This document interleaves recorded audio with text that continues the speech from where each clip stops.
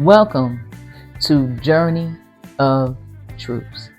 Today I want to have a conversation that's close to my heart. We're talking about trauma, vulnerability, and self-love, and how each of these is essential to our healing journeys. I know it's not an easy topic, but I believe that by sharing our experiences and looking at different ways to heal, we can find real strength.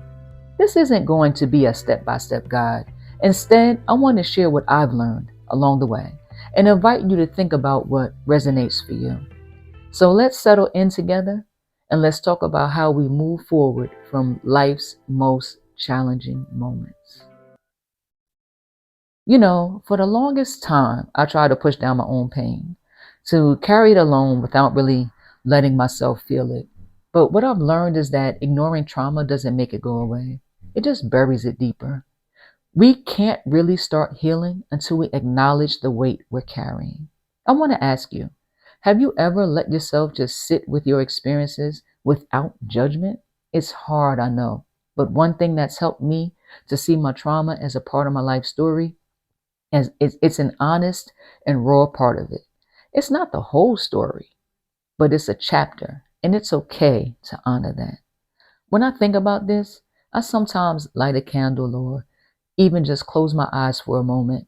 I let myself feel whatever comes up, knowing that it's okay to be with those feelings. It's a way to acknowledge, yes, this is a part of me without letting it define me completely. Vulnerability is such a big word, isn't it? For me, vulnerability has been both terrifying and liberating. It's hard to admit that we don't always have it all together, especially when we're going through a lot. But every time I've allowed myself to be vulnerable, I've found that it's actually a bridge to real connection. Have you ever noticed how freeing it feels when you let yourself be honest? I remember a time when I opened up about my struggles and it felt like weight was lifted. I wasn't hiding anymore. Vulnerability creates space to feel more connected, not just to others, but to ourselves. If you're listening and wondering how to start, try it in small ways. It could be journaling honestly, letting yourself cry, or just admitting to yourself, this is hard. Vulnerability isn't about oversharing. It's about allowing yourself to be seen, even if it's just by you. Self-love, this one was a journey for me, and it still is. For so long, I really thought self-love was about feeling good or saying nice things to myself, but I realized that it's actually about treating myself with care and compassion, the same compassion and care that I would offer to a friend. It's about understanding that I am worthy of love even on my hardest days. I started practicing self-love by doing small things like taking time for myself, sitting with nature, having a cup of tea, or just taking a few deep breaths. These little actions might not seem like much, but they're powerful reminders that we're worthy of care and attention. I'd love for you to think about what self-love could look like for you. Maybe it's not something big. Maybe it's just listening to what you would need and respecting that. Self-love doesn't have to be grand. It's often found in the little ways we honor ourselves each day. Along my path, I found some practices that have helped me to reconnect with myself in deeper, more spiritual ways. And I want to share those with you in case they resonate. Creating a sanctuary at home. I've set up a small space where I keep objects that bring me peace, my favorite book, candles, plants. This space is where I can go to reconnect, to feel grounded. Do you have a space like this? If not, consider creating one, even if it's just a corner with a few items that bring you comfort.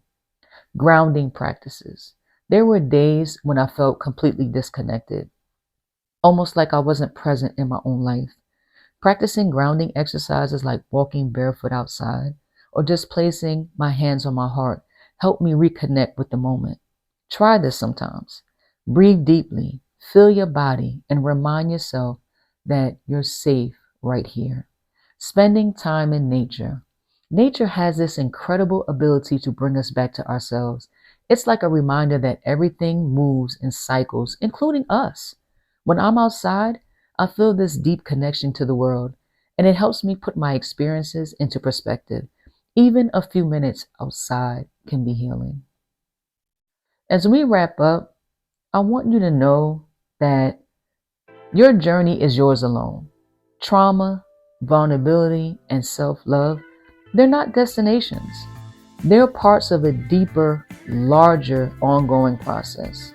It's okay to take it slow, to move at your own pace, and to give yourself the freedom to heal in a way that feels right for you. If there's one thing I hope you take away from today, it's that healing isn't about getting over the past. It's about learning to live with it in ways that bring peace. By bringing a bit of gentleness, honesty, and self love into our lives, we create a foundation that supports us through everything. Thank you for joining me on this journey. Let's continue to move forward together, one step at a time, knowing that every part of us, our strength, our pain, our love, is worthy of being honored. Until next time, remember to be kind to yourself and trust in your path.